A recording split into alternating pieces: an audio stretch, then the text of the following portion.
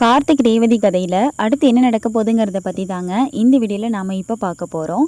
வீடியோக்குள்ளே போகிறதுக்கு முன்னாடி இந்த வீடியோ உங்களுக்கு பிடிச்சிருந்தா லைக் பண்ணிவிட்டு பாருங்கள். நம்ம சேனலை அப்படியே சப்ஸ்கிரைப் பண்ணிக்கோங்க. அப்போது தான் அடுத்தடுத்து போடக்கூடிய வீடியோஸ் எல்லாம் உங்களுக்கு உடனுக்குடன் நோட்டிஃபிகேஷனில் வரும், நீங்கள் பார்க்கலாம். சரி வாங்க இப்போது என்ன நடந்ததுன்னு நாம் டீட்டெயிலாக பார்க்கலாம். நம்ம கார்த்தி மயில் 2 பேரும் சேர்ந்து அந்த மாயாவுடைய திட்டத்தெல்லாம் வந்துட்டு தகுடுபடியாக்கிடுறாங்க. அதே மாதிரி நம்ம ரேவதியையும் காப்பாற்றிட்டாங்க. அடுத்ததாக மாயாவுடைய வாய்னாலேயே அந்த உண்மைகள் எல்லாத்தையுமே வந்துட்டு சொல்ல வச்சிடுறாங்க. சொல்ல வச்ச உடனே என்ன செய்கிறாங்கன்னா, மாயா வந்து நல்லா மாட்டிக்கிறாங்க. மாயாவை நேராக வந்துட்டு ஸ்டேஷனுக்கு கூட்டிகிட்டு போகிறாங்க. ஸ்டேஷனில் போயிட்டு பார்க்கும் பொழுது பாட்டியம்மா ஸ்டேஷனில் இருக்காங்க. அப்போது அங்கே இருக்கிற அதிகாரிக்கிட்ட போயிட்டு நம்ம கார்த்தி வந்துட்டு பேசுகிறாங்க. சார் இதோ பாருங்கள், நீங்கள் வந்துட்டு எங்கள் பாட்டியை வந்துட்டு தவறாக இங்கே கூட்டிகிட்டு வந்திருக்கீங்க. உங்களுக்கு தேவை அந்த ஏட்டு வந்துட்டு என்ன ஆனார் என்னங்கிற விஷயம் தானே. அதுக்கு யார் காரணம் என்னங்கிறத நாங்கள் கண்டுபிடிச்சிட்டோம். அந்த ஏட்டுவோடைய அந்த இறப்புக்கு காரணமான ஆளை நாங்கள் கூட்டிகிட்டு வந்துட்டோம். நீங்கள் இப்போ எங்கள் பாட்டியை தாராளமாக வெளியில் விடுங்க அப்படின்னு சொல்ல, எப்படி சார் நீங்கள் சொல்கிறத நாங்கள் நம்புறதே? எங்களுக்கு வந்து எவிடன்ஸ் தான் வேணும், ஆதாரம் இருந்தால் மட்டும்தான் வந்துட்டு எங்களால் அடுத்த ஸ்டெப் எடுக்க முடியும் அப்படின்னு சொல்லிடுறாங்க. அப்போ உடனே நம்ம கார்த்தி மயில்கிட்ட சொல்லி அந்த ஆதாரத்தை எடுத்து காமிக்க சொல்கிறாரு. உடனே மயில் வாகனம் ஃபோனை ஆன் பண்ணி அந்த வீடியோவை எடுத்து காமிக்கிறாங்க. அந்த வீடியோவில் பார்க்கும் பொழுது மாயாவே தன்னோட வாயினால் அந்த ஏட்டு பற்றின விஷயத்தை எல்லாத்தையும் சொல்லிடுறாங்க.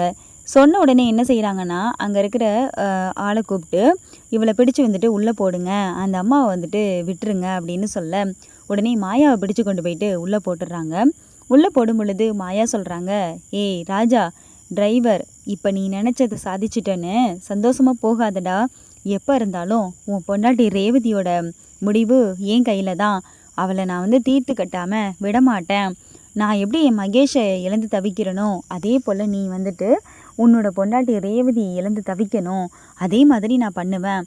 நான் எப்போ வெளியில் வரணும், வெளில வந்த முதல் நாளே என்னோடய டார்கெட் வந்துட்டு அந்த ரேவதி தான், நீ மறந்துடாத அப்படின்னு சொல்கிறாங்க.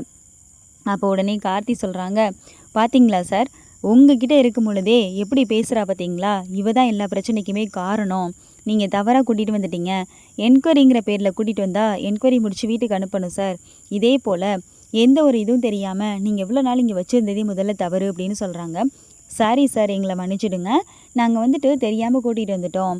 நீங்கள் தான் இப்போ குற்றவாளியை கண்டுபிடிச்சி கொண்டு வந்துட்டீங்களே, இனிமேல் எந்த பிரச்சனையும் கிடையாது. நீங்கள் வந்துட்டு நினச்ச மாதிரியே உங்கள் பாட்டியை வீட்டுக்கு கூட்டிகிட்டு போகலாம் அப்படின்னு சொல்கிறாங்க.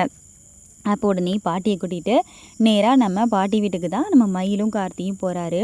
அப்போ உடனே நம்ம பாட்டி சொல்கிறாங்க, ஐயா கார்த்தி, நீ வருவன்னு எனக்கு தெரியுயா அப்படின்னு சொல்கிறாங்க. பாட்டி, நீங்கள் எதையும் நினச்சி கவலைப்படாதீங்க பாட்டி, எப்பயுமே நான் உங்களுக்கு துணையாக இருப்பேன் அப்படின்னு சொல்ல, எனக்கு தெரியும் கார்த்தி, நீ எப்போவுமே வந்துட்டு என்னை கைவிட மாட்ட. நீ இருக்கும் பொழுது எனக்கு எந்த பயமும் கிடையாது. நான் என்னுடைய பிள்ளையை கூட நம்பலப்பா, ஆனால் உன்னையை தான் நம்பினேன். நீ கண்டிப்பாக வந்துட்டு என்னை கூட்டிகிட்டு போயிடுவேங்கிற நம்பிக்கை எனக்கு இருந்துச்சு கார்த்தி அப்படின்னு சொல்கிறாங்க. சரி பாட்டி, நீங்கள் இன்னும் கவலைப்படாதீங்க, அதான் நான் வந்துட்டேன்ல, வாங்க போகலான்னு சொல்லிட்டு நேராக பாட்டியை கூட்டிகிட்டு போகிறாங்க. கூட்டிகிட்டு வீட்டுக்கு போன உடனே துர்காவும் நவீனும் ஓடி வந்து வெளில பார்க்குறாங்க.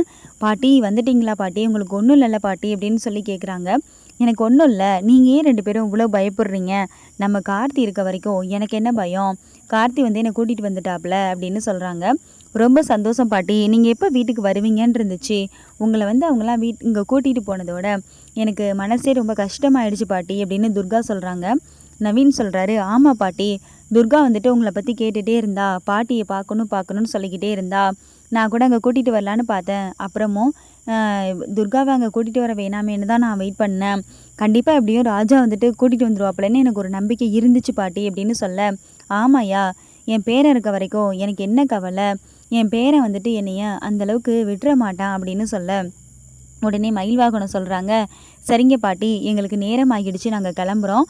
இப்போவே வந்துட்டு சின்னத்தை அத்தைக்கிட்ட என்னெல்லாம் சொன்னாங்களோ ஒன்றும் தெரியல அப்படின்னு சொல்ல, ஆமாயா, கண்டிப்பாக இந்நேரம் அந்த விஷயத்தெல்லாம் அவள் காதுக்கு போயிருக்கும். அவள் சாமுண்டீஸ்வரி கிட்ட ஏதாவது 1க்கு 2 சொல்லி வச்சிருப்பா. நீங்கள் பார்த்து ஜாக்கிரதையாக கிளம்புங்க அப்படின்னு சொல்ல, அப்போ கார்த்தி சொல்கிறாரு, அதெல்லாம் பற்றி நீங்கள் கவலைப்படாதீங்க பாட்டி, நாங்கள் பார்த்துக்குறோம். நீங்கள் உடம்பை பார்த்துக்கோங்க, நீங்கள் பத்திரமா இருங்க அப்படின்னு சொல்லிட்டு அங்கேருந்து கிளம்புறாங்க. கிளம்பி நேராக வீட்டுக்கு போகிறாங்க. வீட்டுக்கு போகும் பொழுது என்ன நடந்துச்சுன்னா, நம்ம ரேவதியும் ராஜராஜனும் அந்த இடத்துல தான் நின்றுட்டுருக்காங்க ஹாலில். அப்போ சாமுண்டீஸ்வரியை தேடி சந்திரா போகிறாங்க.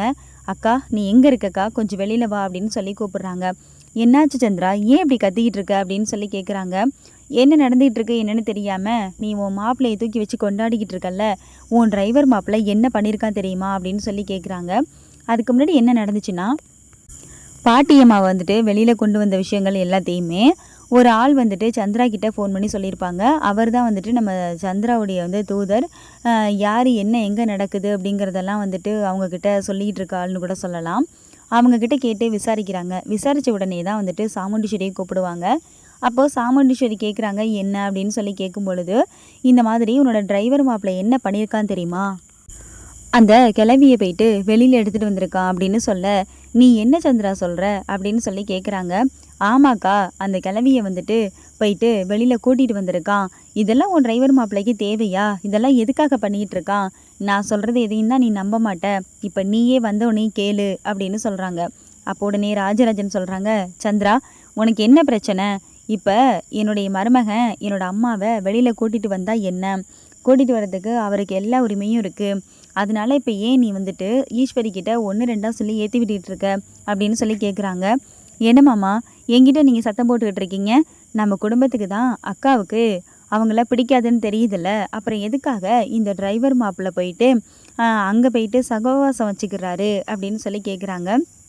அப்போது சாமுண்டீஸ்வரி சொல்கிறாங்க, ஏங்க நீங்கள் எதுக்கு சந்திராவை வந்துட்டு திட்டுறீங்க, அவள் உண்மை தானே சொல்கிறா, எனக்கும் உங்கள் அம்மாவை கண்டாலே பிடிக்காது, என் குடும்பத்துக்கு இந்த நிலைமைக்கு ஆனதுக்கு காரணமே உங்கள் அம்மா தான், அவங்களால நாங்கள் எவ்வளவோ கஷ்டங்களை அனுபவிச்சிருக்கோம், இப்போ வந்துட்டு எப்படி ஈஸியாக எல்லாத்தையும் மறந்துட்டு அவங்க கூட போய் எங்களால் வந்துட்டு ஜெகசமாக பேச முடியும்னு நீங்கள் நினைக்கிறீங்க, அதெல்லாம் முடியாது, எனக்கு ஆகாதவங்களுக்கு என் மாப்பிள்ளை போயிட்டு எந்த உதவியும் பண்ணக்கூடாது, அதில் எனக்கு கொஞ்சம் கூட விருப்பம் கிடையாது அப்படின்னு சொல்லிடுறாங்க. அந்த நேரம் பார்த்து நம்ம கார்த்தியும் மயிலும் உள்ளே வராங்க. உள்ளே வரும் பொழுது சந்திரா சொல்கிறாங்க, இதோ உன்னோட மாப்பிள்ளையே வந்துட்டாரு, கேளுக்கா உன் டிரைவர் மாப்பிள்ளைகிட்ட அப்படின்னு சொல்கிறாங்க. அப்போ உடனே மயில் சொல்கிறாங்க, எப்பா அத்தை நிற்கிறத பார்த்தா சின்னத்தை எதுவும் நல்லா நம்மளை பற்றி சொல்லிவிட்டுருக்காங்க போல இருக்கு, எதாக இருந்தாலும் பார்த்துக்கலாம் விடுங்க அப்படின்னு நம்ம கார்த்தி சொல்கிறாரு. உள்ளே வர்றதை பார்த்தாங்க. பார்த்த உடனே என்ன கேட்டாங்கன்னா, என்ன மாப்பிள்ளை எங்கே போயிட்டு வரீங்க 2 பேரும் அப்படின்னு கேட்குறாங்க சாமுண்டீஸ்வரி. அப்போ உடனே சொல்கிறாங்க, அது ஒன்றும் இல்லாத ஒரு முக்கியமான வேலை விஷயம், அதான் கொஞ்சம் வெளியில் போயிட்டு வந்தோம் அப்படின்னு சொல்ல, முக்கியமான வேலை விஷயமா அப்படின்னு சொல்லிட்டு சந்திரா வந்துட்டு உங்களை வேற எங்கேயோ போனதா சொன்னாலே மாப்பிள்ளை அப்படின்னு சொல்லி ஆரம்பிக்கிறாங்க. நீங்கள் ஏதோ அந்த கிளவியை போயிட்டு வெளியில் எடுத்தீங்கன்னு சொல்லிட்டு சந்திரா சொல்கிறாளே, அதெல்லாம் உண்மையா மாப்பிள்ளை அப்படின்னு சொல்லி கேட்குறாங்க சாமுண்டீஸ்வரி. அப்போ உடனே நம்ம கார்த்தி சொல்கிறாங்க, மயிலை பார்க்குறாங்க, மயில் கார்த்தியை பார்க்குறாங்க. 2 பேரும் ஒருத்தருக்கு ஒருத்தர் பார்த்துட்டு, ஆமாம் அத்தை உண்மைதான் அப்படின்னு சொல்கிறாங்க.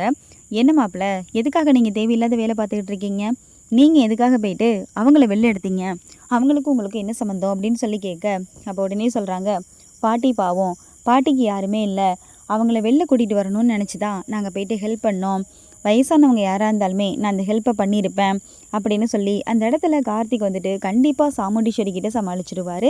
ஸோ அடுத்தெல்லாம் என்ன நடக்க போகுது என்ன ஏதுங்கிறத அடுத்தடுத்து வரப்போகிற அந்த வீடியோக்களில் பார்த்து நம்ம தெரிஞ்சுக்கலாம். இந்த வீடியோ உங்களுக்கு பிடிச்சிருந்தால் லைக் பண்ணுங்கள், கமெண்ட் பண்ணுங்கள், ஷேர் பண்ணுங்கள். அப்படியே நம்ம சேனலை சப்ஸ்கிரைப் பண்ணிக்கோங்க. தேங்க்ஸ் ஃபார் வாட்சிங் மை டியர் ஃப்ரெண்ட்ஸ்.